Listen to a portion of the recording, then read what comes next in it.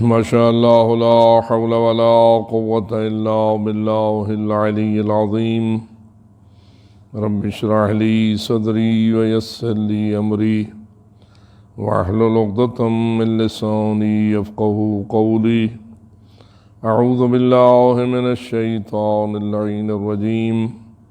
بسم الله الرحمن الرحيم.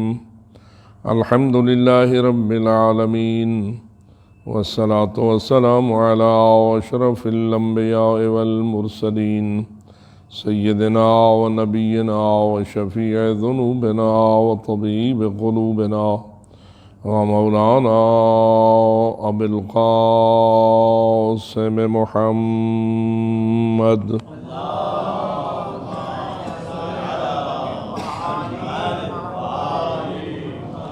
والصلاة والسلام على أهل بيته الطيبين الطاهرين المعصومين الغر الميامين المنتجبين المكرمين الذين قال الله تعالى في شأنهم: إنما يريد الله ليذهب عنكم الرجس أهل البيت ويطهركم تطهيرا.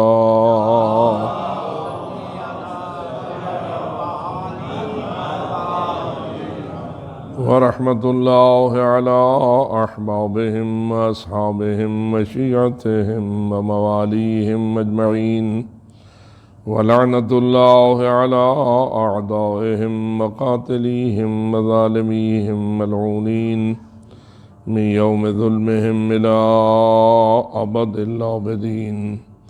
أما بعد، فقال الله تبارك وتعالى في كتابه المبين وخطابه المتين: بسم الله الرحمن الرحيم.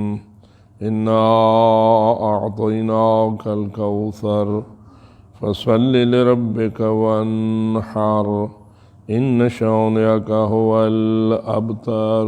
صلوات.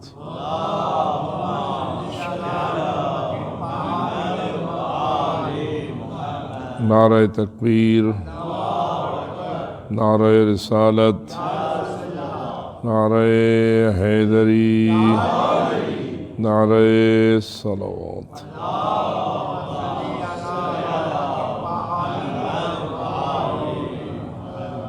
شکر ہے اس اللہ رب العالمین کا جس نے اپنے احسانات کا تذکرہ کرتے ہوئے فرمایا: ان تعدوا نعمت اللہ لا تحصوها. اگر تم اللہ کی نعمتوں اور ان کے احسانات کو شمار کرنے کی کوشش کرو تو تم کبھی بھی انہیں گننے میں اور شمار کرنے میں کامیاب نہیں ہو سکتے. اس کا مطلب یہ ہوا کہ ہم ان گنت نعمتوں کا حق تشکر بھی ادا نہیں کر سکتے، اس لیے کہ جب نعمتیں گنی نہیں جا سکتی تو ان کا شکریہ کیسے ادا کیا جا سکتا ہے. لیکن الہی دستور یہ ہے کہ تم اگر حق تشکر ادا نہیں کر سکتے تو انکار تشکر بھی نہ کرو، بلکہ اگر تم اللہ کا شکر ادا کرو گے لئن شکرتم لازیدنکم، اگر شکر بڑھاتے جاؤ گے تو میں اپنی نعمتوں میں اضافہ کرتا چلا جاؤں گا. آئیے اللہ سے دعا کریں خداوند تعالی ہمیں اللہ کی ان انگنت نعمتوں کو سمجھنے کی بھی توفیق عطا فرمائے اور ان پر ایمان رکھنے کی توفیق عطا فرمائے اور ان کا شکریہ ادا کرنے کی بھی توفیق عطا فرمائے. اس مقصد کے لیے بآواز بلند صلوات.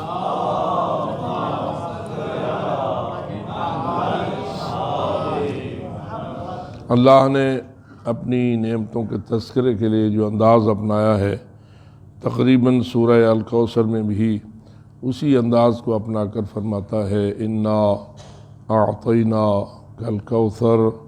اے میرے حبیب، تیرے اوپر ہمارا احسان یہ ہے کہ ہم نے تجھے کوثر کا عطیہ عطا کیا ہے.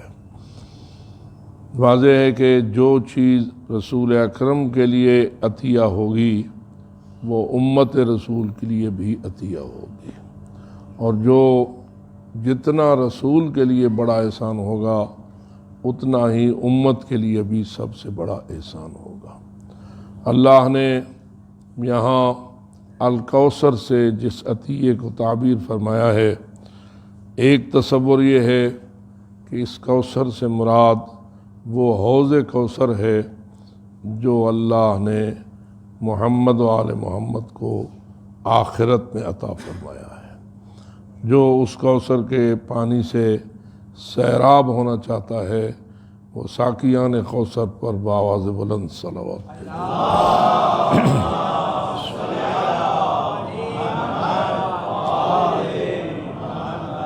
لیکن ہمارے عظیم ترین مفسرین، جن میں سے علامہ سید محمد حسین طباطبائی صاحب تفسیر المیزان، اس امر کی طرف اشارہ کرتے ہیں کہ قرآن مجید کی اسی سورہ کی جو آخری آیت ہے وہ پڑھنے والا خود بخود سمجھ جاتا ہے کہ اس کوثر سے مراد آخرت والا فقط حوض کوثر نہیں ہے، بلکہ کوئی ایسا کوثر مراد ہے کہ جو رسول اکرم کے لیے ان شان اکا هو الابتر کی تعبیر بھی بن سکتا ہے۔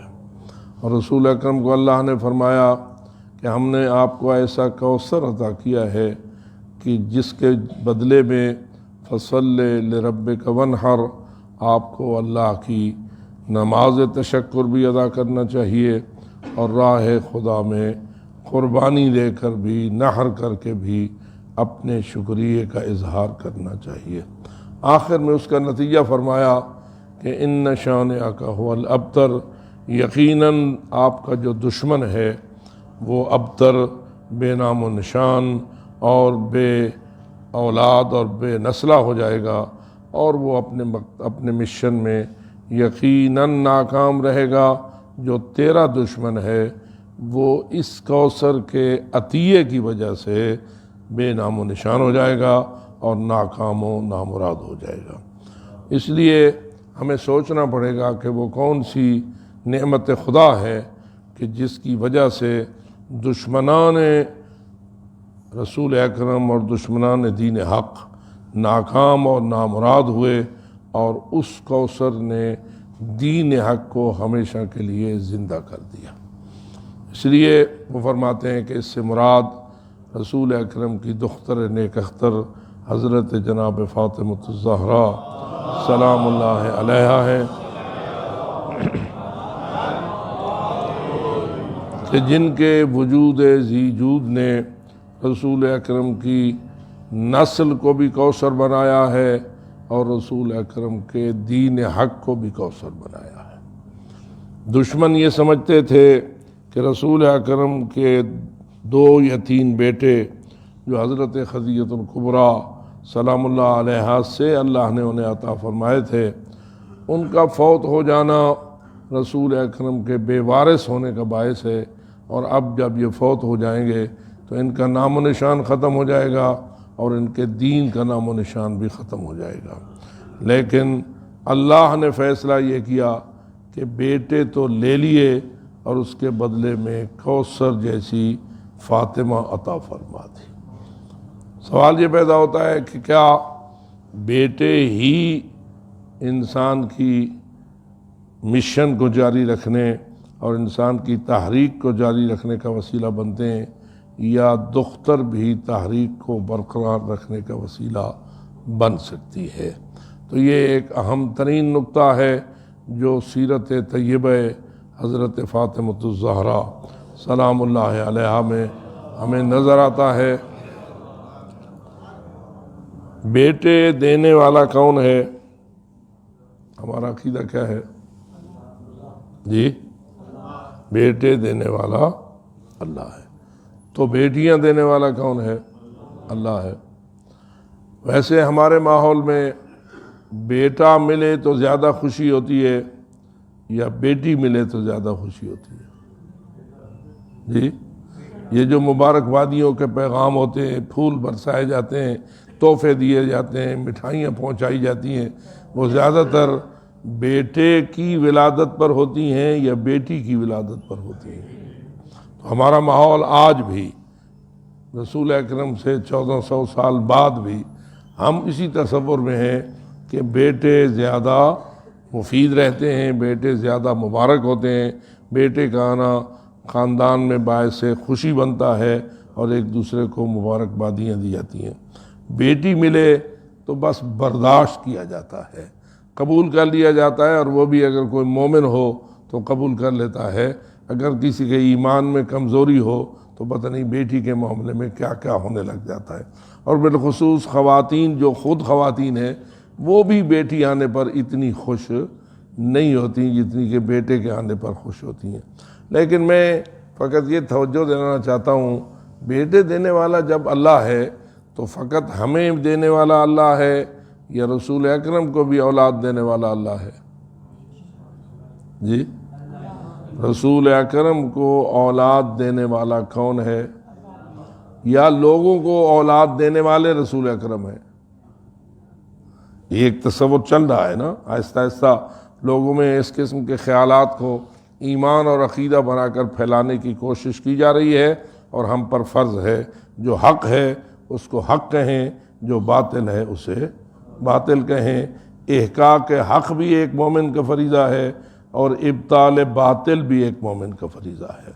مومن کا فرض ہے کہ وہ حق کو حق اور باطل کو باطل مانے، اور حق کو حق ثابت کرے، باطل کو باطل ثابت کرے، اور اس چیز کو اپنی آئندہ نسلوں کی طرف منتقل کرے تاکہ شیطان کبھی بھی اپنی چالوں میں کامیاب نہ ہو۔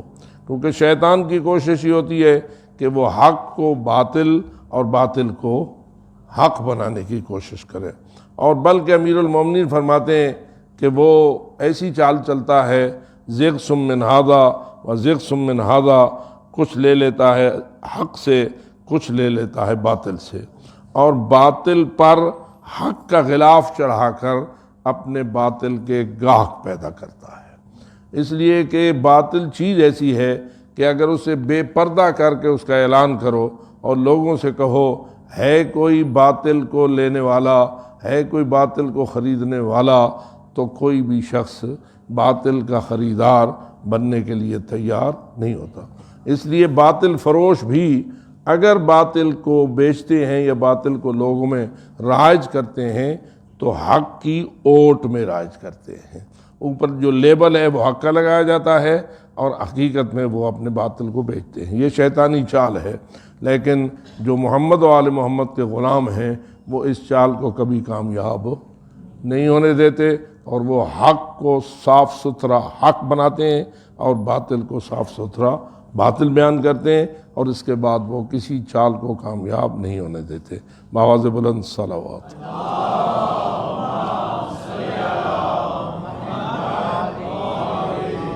اور اللہ نے جو ہمیں اپنے معصوم پیشوا عطا فرمائے ہیں، جن میں سے ایک اہم ترین شخصیت حضرت فاطمۃ الزہرا سلام اللہ علیہا کی ہے، انہوں نے اپنی سیرت طیبہ میں رسول اکرم کی وفات عشرت آیات کے بعد چھوٹی سی زندگی گزاری ہے۔ جیسا کہ آپ جانتے ہیں آج کی تاریخ اس روایت کے مطابق جس میں بتایا گیا کہ سیدۃ النساء بعد رسول خدا 75 دن زندہ رہیں۔ 75 دن والی روایت کو اگر سامنے رکھا جائے تو یہ جو جمادی الاولیٰ کی 13 تاریخ ہے، یہ رسول اکرم کی اس دختر نیک اختر کی روز وفات یا روز شہادت قرار پاتی ہے۔ دوسری روایت ہے 95 دن کی، جس 95 دن کے مطابق 3 جمادی الثانی کی جو تاریخ ہے وہ بی بی کی تاریخ شہادت قرار پاتی ہے۔ تو خواہ 75 دن بی بی زندہ رہی ہوں یا 95 دن زندہ رہی ہوں، اس مختصر سے عرصے میں جو احقاق حق اور ابطال باطل کا اہم ترین فریضہ اس کائنات کی سب سے بڑی پردہ خاتون نے نبھایا ہے، میں سمجھتا ہوں کائنات میں کوئی حق پرست اتنی بڑی حق کی خدمت نہیں کر سکا جتنی بڑی خدمت اس رسول کی دختر نیک اختر نے فرمائی۔ مدت قلیل، انتہائی قلیل، اور اقدام اتنا مؤثر کہ کوئی اور اتنا بڑا مؤثر اقدام نہ کر سکا، اگر کیا ہے تو دختر نیک اختر کوثر محمد مصطفیٰ صلی اللہ علیہ وآلہ وسلم نے کیا ہے۔ سیدۃ النساء العالمین بلندتر صلوات۔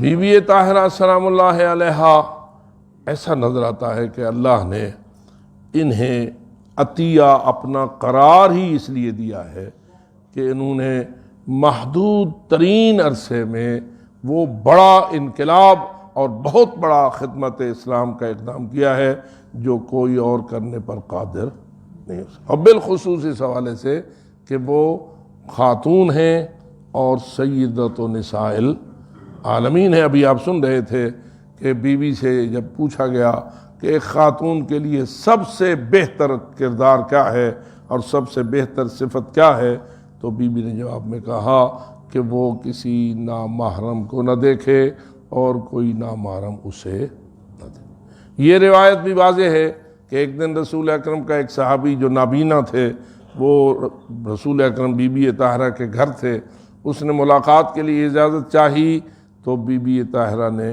فرمایا بابا اجازت دینے سے پہلے مجھے پردے میں جانے دو۔ رسول اکرم نے فرمایا وہ تو نابینا ہے، وہ تو نابینا ہے، جو نابینا ہے وہ تو آپ کو نہیں دیکھ پائے گا۔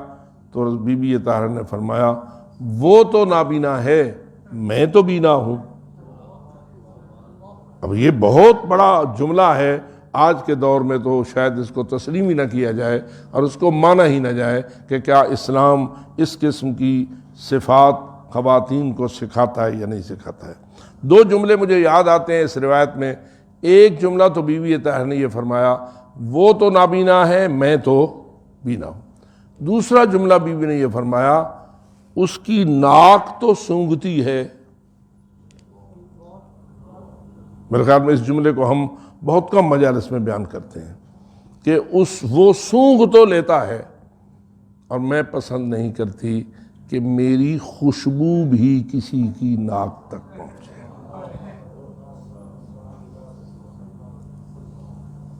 آئیے ہمیں عبرت حاصل کرنے کی ضرورت ہے، ہمیں ہدایت حاصل کرنے کی ضرورت ہے، اور ہمیں بی بی طاہرہ نے اس جملے سے کیا سکھایا ہے۔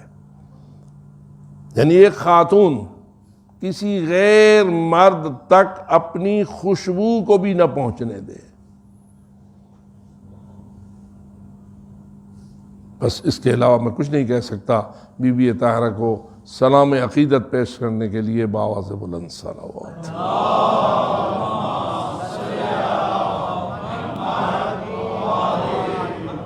حوالہ تو فقط اس لیے دیا جا رہا تھا کہ کم از کم ہمیں یہ احساس ہو کہ بی بی کس مقام رفیع کی مالک بی بی ہے، کتنا بلند مقام ہے سیرت و کردار اور طہارت و عصمت کے حوالے سے اس بی بی طاہرہ کا۔ کل بھی میں نے عرض کیا تھا، آج پھر کہہ دیتا ہوں، حضرت علامہ سیف اللہ خان صاحب جعفری کا یہ جملہ مجھے یاد پڑتا ہے کہ انہوں نے اپنی مجلس میں کبھی یہ فرمایا تھا، میں ان دنوں چھوٹا ہوتا تھا، کہ جہاں سلسلہ نبوت و رسالت ختم ہوتا ہے اور جہاں سے چشم ولایت و امامت پھوٹتا ہے، اس مرکزی نقطے کا نام فاطمہ زہرا۔ اور بالکل حق ہے، ایسا ہی ہے۔ اوپر سارا نبیوں کا سلسلہ ہے اور بعد کو ولیوں اور نبی اور اماموں اور طاہرین و معصومین علیہ السلام کا سلسلہ ہے، اور درمیان میں جو چشم ولایت و امامت موجود ہے اس کا نام فاطمہ الزہرا سلام اللہ علیہ۔ تو بی بی طاہرہ کو اللہ نے کوثر سے تعبیر کیا، جس کا ایک مفہوم یہ بنتا ہے کہ وہ کوثر ہے دین کے لیے بھی، اور وہ کوثر ہے پاک پیغمبر کی نسل کے لیے بھی۔ کہ دشمن کہتے تھے کہ رسول اکرم، میں کہوں گا رسول اکرم، وہ تو جو الفاظ تعبیر کرتے تھے وہ ان کہتے کہ یہ ابتر ہو گئے۔ ابتر کسے کہتے ہیں؟ جس کی کوئی نسل آگے نہ بڑھے اور جو بے نسلہ ہو جائے، جس کی کوئی اولاد نہ ہو۔ اور وہ کیوں کہتے ہیں اولاد نہ ہونے کی بات پر وہ خوش کیوں ہوتے تھے؟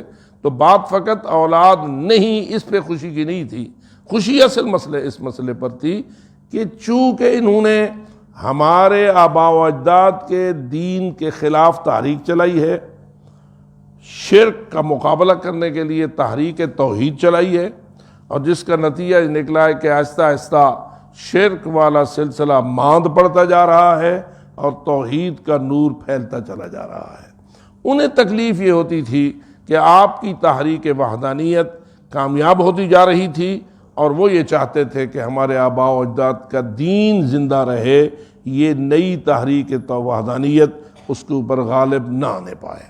اور جب رسول اکرم کے بیٹے فوت ہوئے تو انہیں اس لیے خوشی ہوئی کہ اب ان کا کوئی وارث نہ رہے گا، جب تک زندہ ہیں اس وقت تک اپنی تحریک چلاتے رہیں گے، اور جب فوت ہو جائیں گے، اگر فوت تو ہر ایک نے ہونا ہی ہے، فوت ہو جائیں گے تو ہمارا وہ پرانا آباء و اجداد کا مذہب اور دین دوبارہ بحال ہو جائے گا، اور خانہ کعبہ جیسے بتوں سے بھرا ہوا ہے ویسے ہی بت خانہ بنا رہے گا، اور توحید کا مرکز توحید کے لیے استعمال نہیں ہو پائے گا۔ آپ اندازہ کریں کتنا بڑا شیطانی منصوبہ کامیاب ہوتا ہے جب انسان دیکھتا ہے کہ جو خانہ خدا اللہ نے حضرت ابراہیم اور حضرت اسماعیل کے معصوم ہاتھوں سے اپنی توحید کی مرکزیت کے لیے بنایا تھا، آج اس خانہ خدا کا حال کیا ہو چکا تھا کہ بت خانہ تھا، اور کوئی بھی وہاں جا کر اللہ کا سجدہ دینے کے لیے نہیں جاتا تھا۔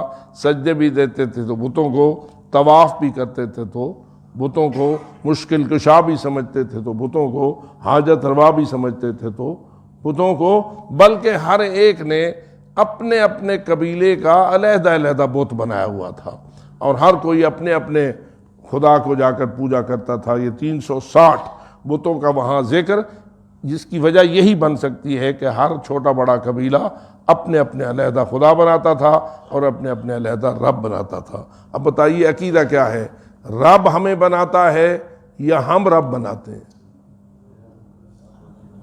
جی، رب ہمارا خالق ہے یا ہم رب کے خالق ہیں؟ بالکل 180 درجے پہ پلٹ گئی بات یا نہیں؟ عقیدہ یہ ہو کہ رب العالمین ہمارا خالق ہے، اس سے بالکل 180 درجے پہ آ جائے گی یہ بات کہ ہم رب کے خالق ہیں۔ وہ کس چیز کو پھیلائے ہوئے تھے؟ رب کے ہم بنانے والے ہیں۔ اور پھر یہ بھی بعض روایات میں ملتا ہے کہ کبھی کبھی بنائے ہوئے رب کو تناول بھی فرما لیتے تھے۔ یعنی کیا مطلب؟ وہ کوئی مٹھائی بناتے تھے، اس کا بت بناتے تھے، اس کی پوجا کرتے تھے، اور جب ضرورت پڑتی تھی تو اس مٹھائی یا اس روٹی کو ماشاءاللہ کھا بھی لیا کرتے تھے۔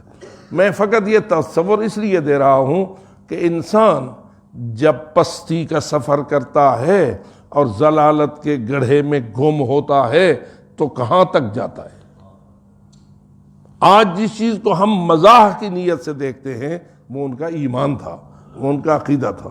اور فرمائیے ان میں کیا حضرت ابراہیم کی نسل بھی موجود تھی یا نہیں؟ مکے کے باسی کس کی اولاد تھے؟ جی، اللہ نے حضرت اسماعیل کو بسایا تھا نا مکے میں۔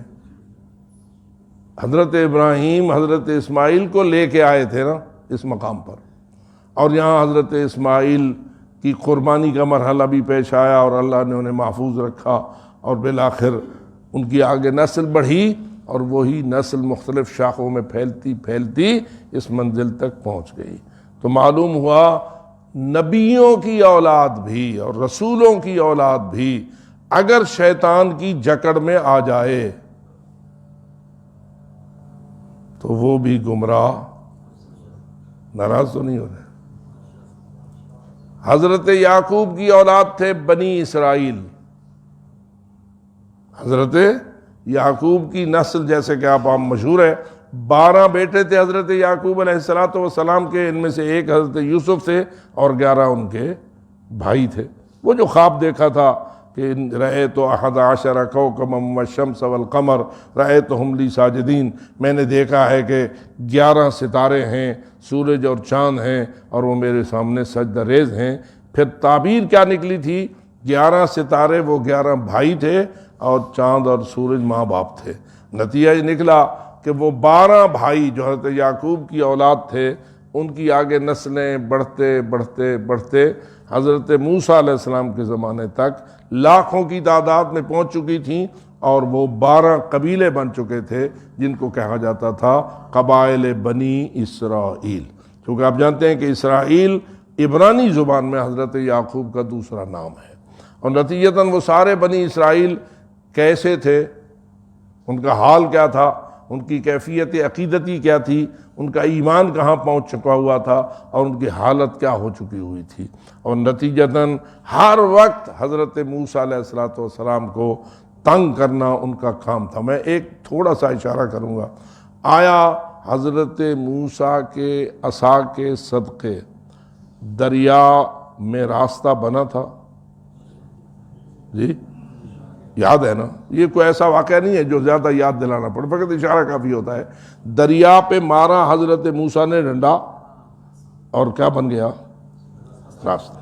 راستہ جو بنا، تو حضرت موسیٰ بمائے بنی اسرائیل اپنے 12 قبیلوں کے اس راستے سے پار ہو گئے۔ میرا سوال، راستہ بنا بنی اسرائیل کو گزارنے کے لیے، حضرت موسیٰ کو گزارنے کے لیے، کیا جب یہ گزر گئے تو راستہ ختم ہو گیا یا راستہ رہا؟ توجہ ہو رہی ہے نا؟ کیونکہ یہ پہلو ہوتے ہیں تھوڑا سا بندہ متوجہ کرتا ہے۔ حالانکہ چاہیے، ظاہراً تو یہ چاہیے تھا کہ اللہ نے دریا کو روکا تھا بنی اسرائیل کو فرعون سے بچ کر گزارنے کے لیے، تاکہ فرعون ان کو قتل و غارت کرنے میں کامیاب نہ ہو سکے۔ لیکن جب وہ گزر گئے تو بجائے اس کے کہ دریا چل پڑتا اور راستہ ختم ہو جاتا، راستہ رہا۔ اب رہا کیوں؟ اب یہ بات سمجھنے کی ہے۔ اس لیے رہا کہ پیچھے سے کیا تھا؟ فرعون آ رہا تھا بمائے اپنے لاؤ لشکر کے، راستہ رہا، فرعون آیا۔ میں آپ سے پوچھتا ہوں، آگے راستہ دریا میں بنا پڑا ہے، پانی رکا ہوا ہے، راستہ بنا پڑا ہے، اور فرعون دیکھ رہا ہے۔ ذرا بتائیے، فرعون کو کوئی بات سمجھ آئی یہ راستہ کس نے بنایا ہے؟ میں آپ سب سے پوچھتا ہوں، انسان تھا نا ایک، آخر تھا تو انسان۔ میں پوچھتا ہوں، آپ ہی بتائیے، فرعون نے جب راستہ پانی میں بنا ہوا دیکھا تو کیا یہ سوچا کہ میں نے بنایا ہے؟ اب انا ربکم الاعلیٰ کا جو مدعی تھا کہ میں سب سے اونچا اعلیٰ رب ہوں، تو کیا اس نے یہ سوچا ہوگا کہ یہ راستہ میں نے بنایا؟ کیا سمجھ آئی ہوگی؟ راستہ اس نے بنایا ہے جس کے رب ہونے کا اعلان موسیٰ کرتے ہیں۔ بنیادی اختلاف تو یہی تھا، فرعون کہتا تھا میں رب ہوں، حضرت موسیٰ کہتے تھے اللہ رب ہے۔ اب راستہ بن گیا دریا میں، بنی اسرائیل گزر گئے، بات تو واضح ہو گئی نا کہ یہ راستہ دریا میں، اور دریا چلتے ہوئے دریا کو روکنا اور راستہ بنانا یہ کس کا کام ہے؟ آپ کا عقیدہ کیا ہے؟ اللہ کا کام ہے۔ فرعون نے کیا سمجھا؟ یہ سمجھا کہ میں نے بنایا ہے۔ سیدھی سی بات سمجھ آ رہی ہے کہ بالکل روشن ہو گیا فرعون کے سامنے کہ یہ راستہ کس نے بنایا ہے؟ جو رب موسیٰ و ہارون ہے۔ اچھا، تو بھائی جب تو سمجھ گیا ہے کہ یہ راستہ میں نے نہیں بنایا تو داخل تو نہ ہو، اندر تو نہ جا، تھوڑا سا خطرہ تو اسے ہوا ہوگا نا کہ میں گیا، اگر دریا چل پڑا تو بیڑا میرا بھی غرق ہو جائے گا اور پورے جو میرے لاؤ لشکر ہیں ان کا بھی بیڑا۔ کیا خیال؟ اس کے ذہن میں یہ خیال آنا چاہیے یا نہیں؟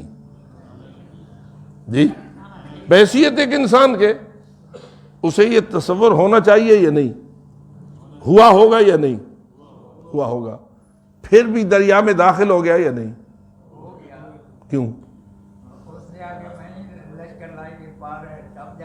ٹپ جاسا بھئی خوف تو محسوس کر، ٹپ جاسا یہ ضروری تو نہیں ہے۔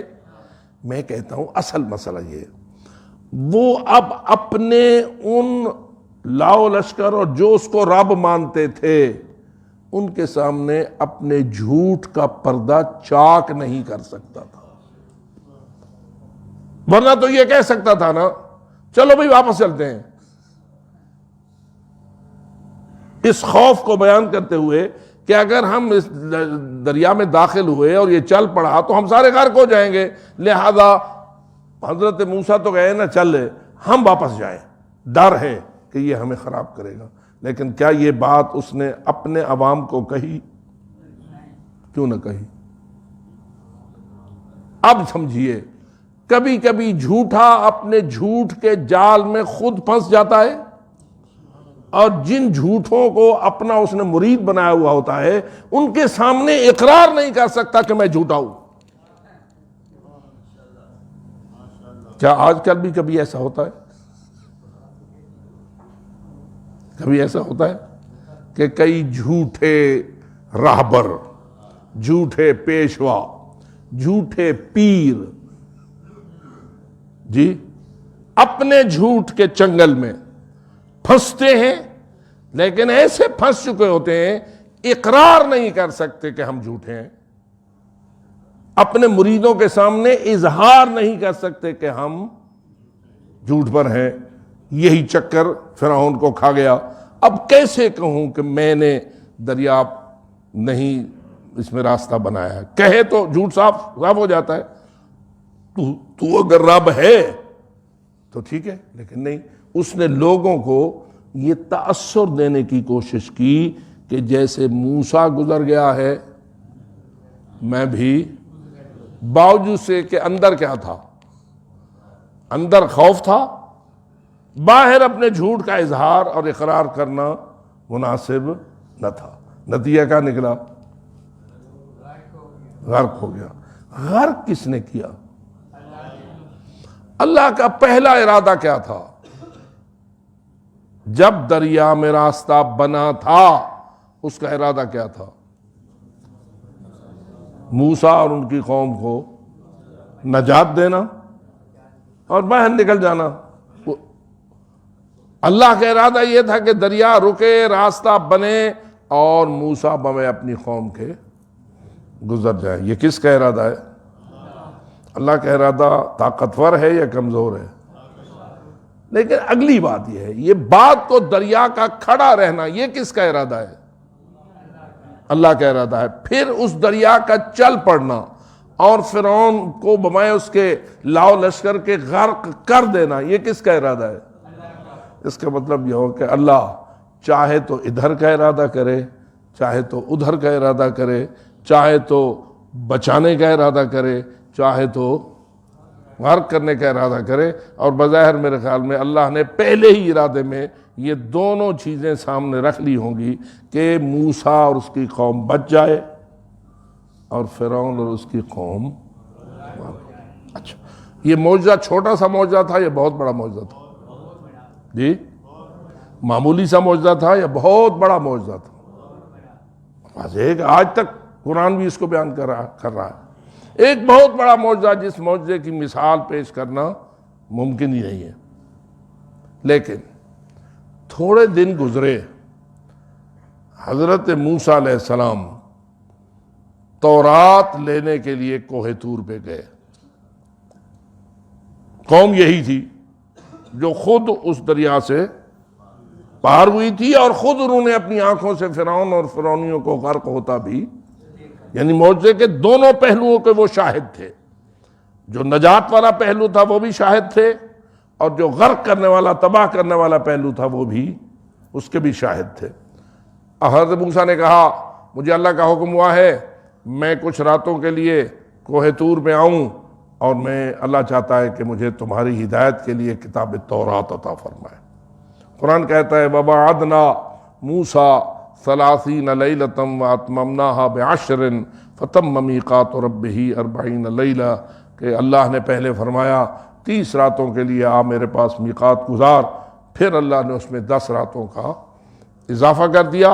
فَتَمَّ مِيقَاتُ رَبِّهِ 40 لَيْلَةً 40 راتوں والا میقات جسے آج کل کے الفاظ میں چلہ کہا جاتا ہے، وہ حضرت موسیٰ نے کوہ طور پر پورا کیا۔ ادھر کیا ہوا؟ وقال موسیٰ لأخی ہارون اخلفنی فی قومی، حضرت موسیٰ کو حضرت ہارون کو حضرت موسیٰ اپنا خلیفہ بنا کے گئے اور فرمایا تو میرا خلیفہ بن جا اور کوشش کرنا ان کے جو مفسد لوگ ہیں ان کی تابعداری نہ کرنا، ان کی اصلاح کرتے رہنا اور ان کے اوپر اپنا کنٹرول بحال رکھنا۔ بلا تتبع سبیل المفسدین، ان کے مفسدین کے پیچھے نہ چل۔ خیر، حضرت موسیٰ تو گئے چلے تورات لینے کے لیے، پیچھے کیا ہوا؟ کیا ہوا؟ گوسالہ، بچڑا سونے کا بنایا ہوا، انہوں نے اس گوسالے کو اپنا رب، اپنا معبود اور اپنا مسجود مان لیا۔ میں پوچھتا ہوں، جن کے سامنے اتنا بڑا معجزہ ظاہر ہوا تھا کہ جس معجزے کی آج بھی مثال پیش کی جاتی ہے، یہ معجزہ اپنی آنکھوں سے دیکھنے والے، معجزے کے دونوں پہلو دیکھنے والے، نجات کا پہلو بھی دیکھنے والے اور تباہی کا پہلو بھی دیکھنے والے، ان دونوں معجزے کو اپنی آنکھوں سے دیکھنے والے گمراہ ہوئے یا نہیں؟ اور کتنے گھٹیا گمراہی انہوں نے اختیار کی۔ اللہ کو رب ماننا کجا اور ایک بچڑے کو رب ماننا کجا، اللہ کا سجدہ کرنا کجا۔ میں اگر آپ ناراض نہ ہوں تو میری ایک مثال ہے، ماشاءاللہ آپ سارے مومن ہیں، کہیں ذہن کے کسی گوشے میں کوئی ذرہ ایسا ہے جو کہے کہ میں بھی کسی حیوان کو اپنا معبود مان لوں گا؟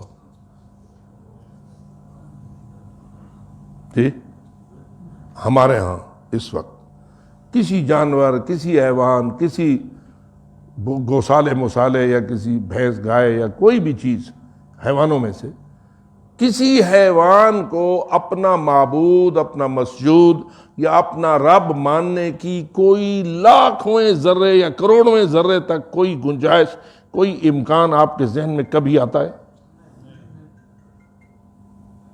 پکے ہو اس بات پر یا نہیں؟ ہم تو کبھی بھی اس قسم کی حرکت نہیں کر سکتے، بلکہ اگر میں یہ کہہ دوں آپ ناراض نہ ہونا، کیا امکان ہے کہ آپ ذوالجلالہ کو اپنا معبود مان لیں؟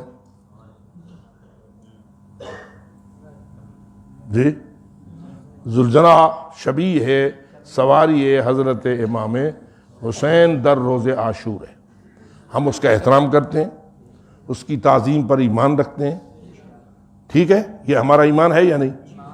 لیکن کیا ہمارے ہاں کوئی چھوٹی سی ذرہ بھر بھی گنجائش موجود ہے کہ ہم اس ذوالجلالہ کو اپنا رب مان لیں، اپنا معبود مان لیں، اپنا مسجود مان لیں، لائق عبادت مان لیں، لائق سجدہ مان لیں؟ جی، وہ تھوڑی بہت ہی ذرہ بھر نہیں ہے گنجائش؟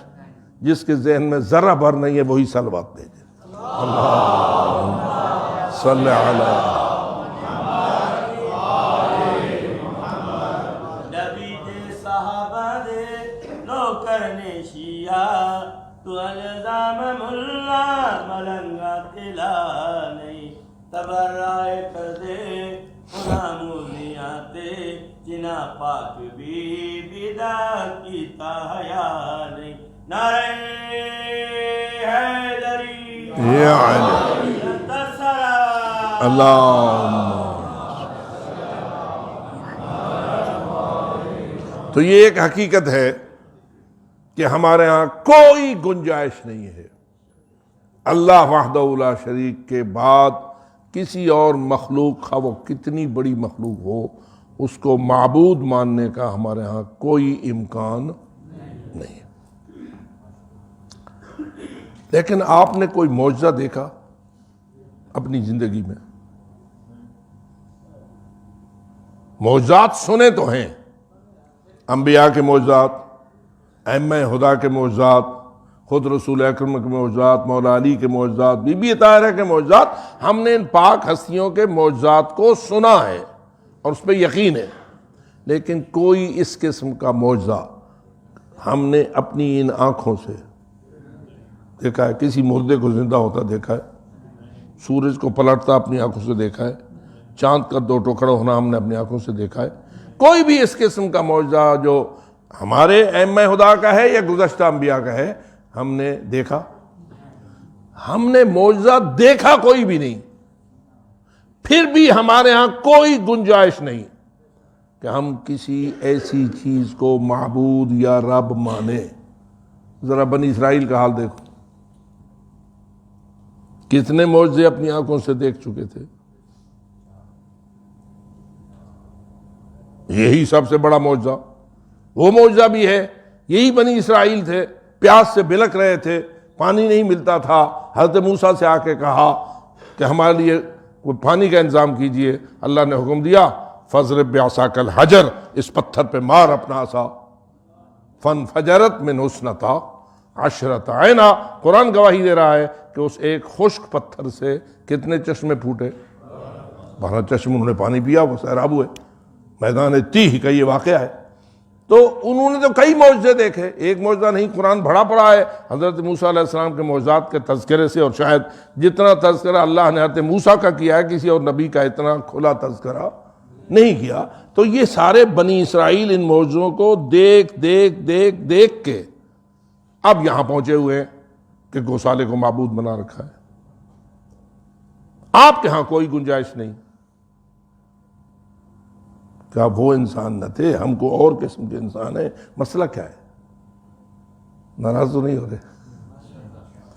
آپ کے ہاں اس قسم کے شرک کی کوئی گنجائش نہیں ہے، اور وہ کر رہے ہیں دن بدن، ایک دن دوسرا تیسرا چوتھا کوئی نہ کوئی گڑبڑ کر رہے ہیں. معجزے دیکھ کے وہ گمراہ ہو رہے ہیں. آپ معجزے نہ دیکھ کے اپنے پاس گمراہی کی کوئی گنجائش نہیں پاتے ہیں. یہ حقیقت بیانی کر رہا ہوں یا نہیں؟ بالکل ایسا ہی ہے یا نہیں؟ اب سمجھیے کہ حسینیت کی تاثیر کیا ہے.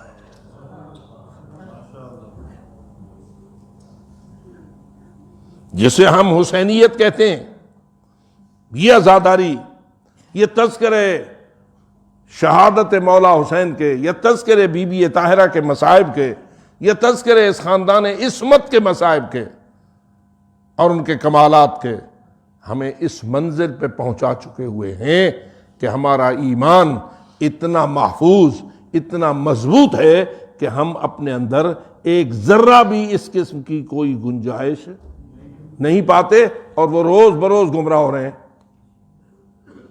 حتیٰ کہ حالت یہ بنتی ہے کہ موسیٰ علیہ السلام کہتے ہیں تمہاری توبہ قبول نہیں ہوگی مگر یہ کہ ایک دوسرے کو قتل کرو، اور ہوئے. قرآن کی صراحتیں اس بارے میں موجود ہیں، اقتلوا انفسکم.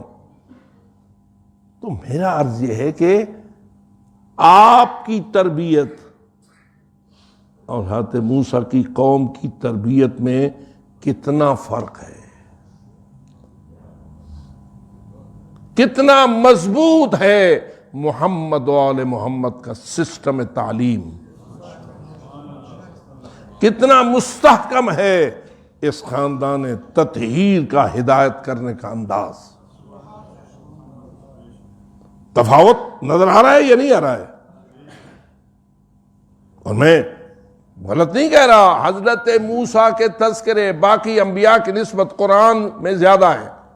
بالفاظ دیگر رسول و آل رسول کے تذکروں کے بعد اگر تذکرے قرآن میں ہیں تو حضرت موسیٰ و ہارون کے ہیں اور قوم بنی اسرائیل کے ہیں. لیکن جب نتائج کو دیکھا جاتا ہے تو ذرا دیکھ کہاں کھڑی ہے قوم موسیٰ اور کہاں کھڑے ہیں علی کے شیعہ. لیکن کیا شیطان پسند کرتا ہے شیعہ کا اتنا مضبوط ہونا، اتنا مضبوط ایمان والا ہونا؟ کیا شیطان پسند کرتا ہے؟ نہیں کرتا. تو وہ کیا چاہتا ہے؟ وہ ہمارے ایمان کو لوٹنا چاہے گا یا ہمارے ایمان کو مضبوط کرنا چاہے گا؟ ایمان کو کمزور کرنا چاہے گا. ایسی ایسی چالیں چلے گا کہ جس سے ہمارے ایمان میں ضعف آئے، کمزوری آئے، تاکہ ہم جب مریں تو ہم حالت ایمان پر نہ مریں۔ اور سب سے بڑا بحران یہ ہوتا ہے کہ بندہ جب مرے تو ایمان پر نہ ہو، ساری زندگی ایمان پر رہے اور آخری اوقات میں ایمان سے محروم ہو جائے۔ بتائیے آپ قیامت کے دن وہ مومنوں میں سے اٹھے گا یا بے ایمانوں میں سے اٹھے گا؟ کیونکہ ایمان کا جو اصل نتیجہ ہے وہ اس وقت ہے من مات علی الایمان، جس کو موت ایمان پر آئے۔ اسی لیے معصوم فرماتے ہیں اپنے ایمان کی حفاظت کرو، جان کی بھی اتنی حفاظت نہ کرو، مال کی بھی اتنی حفاظت نہ کرو، اولاد کو بھی اتنا محفوظ نہ رکھو جتنا اپنے ایمان کی حفاظت کرو۔ کیوں؟ کہ شیطان تمہاری جان کا اتنا دشمن نہیں، شیطان تمہارے مال و جائیداد کا اتنا دشمن نہیں، شیطان تمہارے اگر دشمن ہے تو سب سے زیادہ تمہارے ایمان کا۔ اور یہ ایمان ہی وہ چیز ہے جسے عزاداری محفوظ کرتی ہے۔ بی بی طاہرہ کے تذکرے، یہ مصائب زہرا سلام اللہ علیہا کی مجلسیں آیا ایمان کو مضبوط کرتی ہیں یا ایمان کو کمزور کرتی ہیں؟ جب انسان سوچتا ہے کہ زہرا تو کتنی بلند تھی اور تیرے ساتھ امت نے کیا کیا اور تو نے ان کے مقابلے میں کیا کردار انجام دیا، تھوڑا سا انسان جائزہ لے۔ اگر عام سی خاتون ہوتی اور ہمارے ایمان کی حفاظت کو اور ہمارے دین کی حفاظت کو اپنا آئین نہ سمجھتی تو وہ تو پھر مولا علی سے کہہ دیتی کہ آپ ان کی کوئی بات مان لیں تاکہ میرے اوپر یہ مصائب کے پہاڑ نہ ٹوٹیں۔ لیکن میں حیران ہوتا ہوں جب دروازے پہ دھمکی دی گئی اور آگ لگانے کی دھمکی دی گئی، گھر کو بمائے اہل خانہ کے نظر آتش کرنے کی دھمکی دی گئی، تو ذرا آپ ہی بتائیے اگر گھر کا دروازہ ہو، مرد اپنا گھر میں موجود ہو، تو اس قسم کا اگر کوئی دھمکی کا ماحول بنے تو دروازے پہ کون جائے؟ ہمارے سوچ اور فکر کے مطابق اگر گھر کا ایسا ماحول بنے کہ دروازے پہ کوئی آگ کی لکڑیاں لے کے آ جائیں اور وہاں وہ شعلے بلند ہونے لگیں اور دھمکیاں بھی ہوں، تو مرد جائے گا یا خاتون جائے گی؟ ہمارے دستور کے مطابق تو کس کو جانا چاہیے؟ مرد کو جانا چاہیے۔ اب ذرا خود سوچ، علی گھر میں ہے، زہرا دروازے کے پیچھے پہنچی، اور جب ان روایات پر نظر پڑتی ہے کہ زہرا کو بابا نے بتا دیا تھا کہ تیرے ساتھ میرے بعد ہونا کیا ہے، روایات میں الفاظ موجود ہیں کہ نبی اکرم فرماتے تھے کانی انظر وانت خلف الباب، گویا میں دیکھ رہا ہوں زہرا تو دروازے کے پیچھے ہے اور تو فریادیں کر رہی ہے واہ بتا، لیکن تیری فریاد کو کوئی پہنچنے والا، تو نصرت طلبیاں کر رہی ہے اور تیری نصرت طلبی پہ کوئی مثبت جواب دینے والا نہیں ہے۔ میں حیران ہوتا ہوں اور یقیناً یہ بات قابل فکر ہے، بی بی تو کیوں گئی دروازے کے پیچھے؟ جب آپ کے علم میں تھا کہ یہ کسی بھی حرکت سے پیچھے ہٹنے والے نہیں ہیں، تو بی بی تو گھر بیٹھی رہتی نا، اور علی دروازے پہ جاتے، جو مشکل آتی علی اس کا مقابلہ کرتے، زہرا تو نے کیوں مشکل کو اپنے آپ کو مشکل میں ڈالا؟ تو اس کا جواب سوائے اس کے مجھے تو کوئی سمجھ نہیں آتا کہ یا علی تیرا مقابلہ کرنا رسول کے پیغام کے لیے اتنا محافظ نہ تھا جتنا زہرا کا مقابلے میں جانا آج ہمارے آنسوؤں کو بہاتا ہے اور ہمیں یقین دلاتا ہے کہ رسول کا پیغام کوئی اتنا حق ہے کہ زہرا اپنے آپ کو قربان کرنے کے لیے تیار ہے اور علی دروازے پہ آنے کے لیے تیار نہیں ہے. کیوں؟ اس لیے کہ علی کے ساتھ تو پھر بھی جنگیں لڑتے رہے, کتنی جنگیں لڑتے رہے, ہزارہ بندے علی کے ساتھ مارے جاتے رہے, علی خود زخمی ہوتے رہے, کتنی ظلم کی گاڑی چلی ہے علی حیدر کرار کے اپنے خلاف. لیکن آج وہ جنگوں کو پچا جاتے ہیں, جنگوں کو ہضم کر دیتے ہیں, اور اتنے کوئی سخت ہے علی کے بارے میں کہ کسی کو کچھ نہیں کہتے. لیکن مولا جانتے تھے نا کہ ایک مرتبہ زہرا جائے گی, دکھی ہوگی, پہلو زخمی ہوگا, میرا محسن شہید ہوگا, اس کی جو تاثیر امت پر مرتب ہوگی وہ میرے زخمی ہونے سے مرتب نہیں ہوتی, وہ میری پسلیوں کے ٹوٹنے سے مرتب نہیں ہوتی, وہ میرے لہو کے بہنے سے مرتب نہیں ہوتی. اے زہرا تیری عظمتوں کو سلام ہے, تو نے دکھ اٹھائے لیکن دین حق کو زندہ رکھا, تو نے دکھ اٹھائے اور احقاق حق کیا, تو نے دکھ اٹھائے اور ابطال باطل کیا. اور یہی وجہ ہے کہ فقط جسم دکھی نہ تھا, بی بی کا قلب دل سے بھی زیادہ دکھی تھا. اور آپ جانتے ہیں کہ بدنی زخموں کی کیفیت اور ہوتی ہے اور قلبی زخموں کی کیفیت اور ہوتی ہے. جراحات السنان لها التیام ولا یلتام ما جرح اللسان.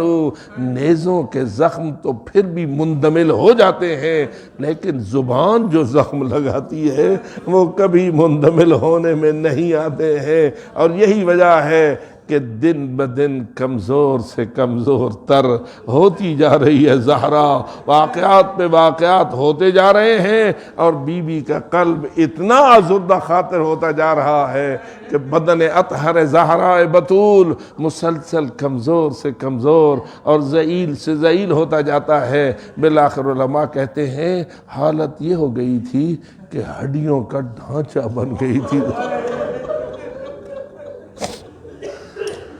18 سال کی عمر میں 75 دنوں کے اندر یہ حالت کیوں ہو گئی بی بی بطول کی؟ اتنا دکھی دل تھا تیری آقا ذاتی کا, اتنا دکھی قلب تھا بی بی طاہرہ کا کہ مسلسل کمزور سے کمزور ہوتی گئی. لیکن پھر کیا تھا, بستر پہ پڑ گئی, اٹھنے کے لائق نہ رہی, لیکن مولا سے کہتی مولا میری بیماری کی خبر کسی کو نہ ہونے پائے.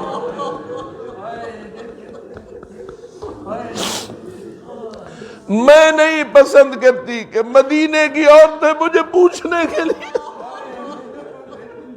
عزاداروں بات بڑی سمجھنے کی ہے. ہر بیمار کا دل ہوتا ہے کہ کوئی مجھے پرسش کے لیے آئے, مجھے دعا دے, اور لوگ جاتے ہیں, ثواب بھی ہے عیادت کرنا مریض کی. لیکن اللہ جانے رسول کی یہ دین کی قائد بیٹی کیوں کہہ رہی ہے کسی کو نہ بتایا جائے, کسی کو پتہ نہ چلے. آخر کیا ہوا, بستر پہ پڑ گئی, اٹھنے کے لائق نہ رہی. لیکن کیا ہوتا تھا, بستر پہ رہ کے کہتی تھی اللہم عجل لی وفاتی, اے اللہ مجھے جلدی بلا. صاحبان انصاف موجود ہو, اگر کوئی خاتون ہو جس کے 2 چھوٹے چھوٹے بیٹے ہو, جس کی 2 چھوٹی چھوٹی بیٹیاں ہو, اگر وہ مریض ہو جائے تو وہ ہر ایک کو کہتی ہے دعا کرو مجھے صحت ملے تاکہ میں اپنے بچوں کو خود پالوں. اللہ جانے یہ کائنات کی سردار عورت کہتی ہے اللہ مجھے جلدی بلا لے, میری وفات میں تعجیل کر دے. روایت کہتی ہے کہ ایک دن بستر پہ تھی, نیند آئی, خواب میں دیکھا رسول اکرم ہے, موتیوں کا محل ہے, فرشتوں کا جھرمٹ ہے, رسول اس میں تشریف فرما ہے. بیٹی نے جو بابا کو اس حال میں دیکھا فرمایا بابا مجھے بھی یہاں بلا لو نا, مجھے بھی اس ماحول میں بلا لو. رسول اکرم جواب میں کہتے ہیں ہاں بیٹی آج رات تم میرے پاس آ جائے، آج رات تم میرے پاس آ جائے گی۔ آنکھ کھل گئی، بی بی کو یقین ہو گیا کہ میری زندگی کا آج آخری روز۔ اب سننا چاہو گے آپ کی آقا زادی نے آخری دن کیسے گزارا؟ عموماً یہی ہوتا ہے نا، جب تعزیت کے لیے جاتے ہیں نا تو جن کا مرحوم ہوتا ہے وہ اپنے مرحوم کے آخری اوقات کے قصے سناتے ہیں، ایسا ہوا ایسا ہوا ایسا ہوا۔ آئیے ذرا زہرا کی زندگی کا آخری دن، جو ہی خواب ختم ہوا، بی بی کو یقین ہوا کہ آج میری زندگی کا آخری روز ہے، روایت کہتی ہے بی بی اٹھی، اٹھنے پہ قادر نہ تھی، لیکن جیسے ہوا اٹھی، دیوار کا سہارا لیا اور آہستہ آہستہ چلتے چلتے چلتے وہاں پہنچی جہاں پانی کے برتن بھرے ہوئے رہتے تھے، وہاں بیٹھی اور کہا آؤ میرے حسنین شہزاد،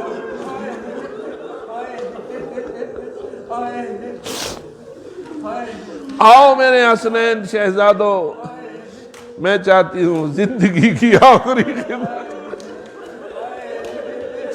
بلکہ اگر سچ پوچھو تو روایت میں نے اپنی آنکھوں سے جملہ پڑھا، حسنین کو بلانے سے پہلے بی بی نے حسنین کے کپڑے دھوئے،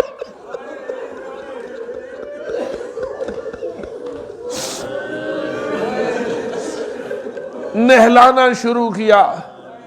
فطرت کا تقاضا ہے نا، جب کسی ماں کو پتا ہو کہ میں اپنے ان شہزادوں کو آخری مرتبہ نہلا رہی ہوں، بتا اس کی اپنی آنکھوں کا حال کیا ہونا چاہیے۔ لگاتار آنسو بھی برس رہے تھے اور حسنین کو نہلا بھی رہی تھی۔ اسی حالت میں علی گھر میں تشریف لائے، تشریف جو لائے تو پہلی نگاہ بستر زہرا پہ پڑھی، وہاں رسول کی بیٹی نظر نہ آئی۔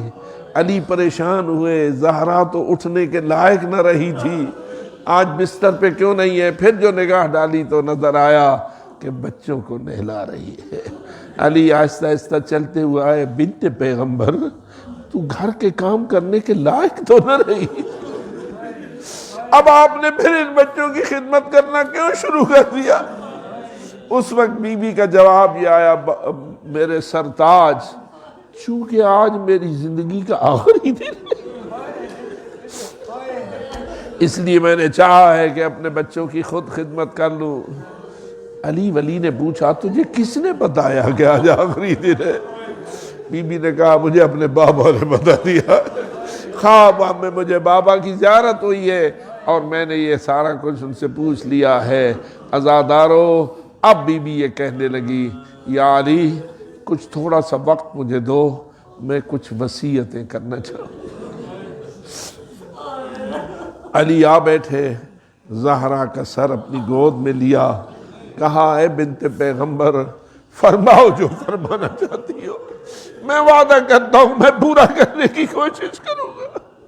بی بی نے بہت ساری وصیتیں کی، لیکن اس میں ایک وصیت یہ بھی تھی، تو میرا وارث ہے، میرا غسل بھی آپ کے ذمے، میرا کفن بھی آپ کے ذمے، میرا جنازہ بھی آپ نے پڑھنا ہے اور مجھے دفن بھی آپ نے کرنا ہے، لیکن کوشش کرنا یہ سارے فرائض رات کے اندھیرے میں ادا ہو جائیں، راتوں رات یہ سارے فرائض ہو جائیں ادا، اور پھر مجھے دفن کر دینا، اور جب دفن کر دینا تو میری قبر کا نشان مٹا دینا، میری تربت کا نشان مٹا دینا۔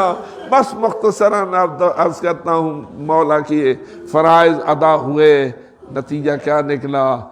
جب جنازہ تیار ہو گیا بی بی طاہرہ کا، تو اس وقت حضرت علی کھڑے تھے، فرماتے ہیں اے میرے بیٹا حسن، اے میرے بیٹے حسین، آؤ ہلمو وتزودوا عن امکم، اپنی ماں سے آخری الوداع کر لو، اپنی ماں سے آخری الوداع کر لو۔ یہاں روایت کہتی ہے کہ حسنین آگے بڑھے، لیکن ادھر زہرا کی کیا کیفیت تھی؟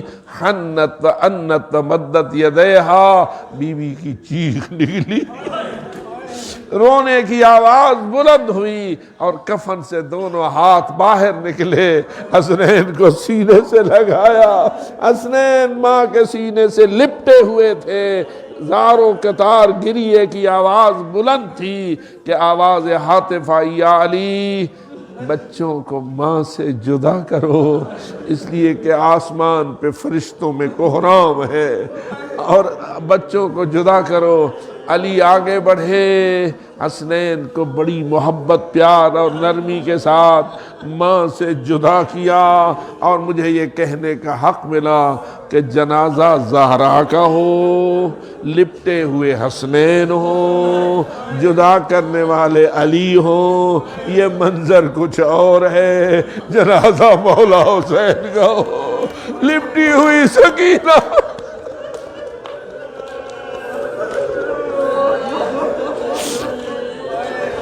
اور جدا کرنے والا شمر کا تازیانہ ہو یا زجر کا تازیانہ ہو، یہ منزل کچھ اور ہے۔ مومنوں، تمہارے دین کی حفاظت کے لیے اور تمہارے ایمان کو محفوظ رکھنے کے لیے زہرا نے کتنے مصائب دیکھے، اور زہرا کی بیٹیوں نے کتنے مصائب دیکھے۔ کھڑی ہے زینب کبریٰ اس پامال لاشے کے کنارے اور کہہ رہی ہے انت اخی الحسین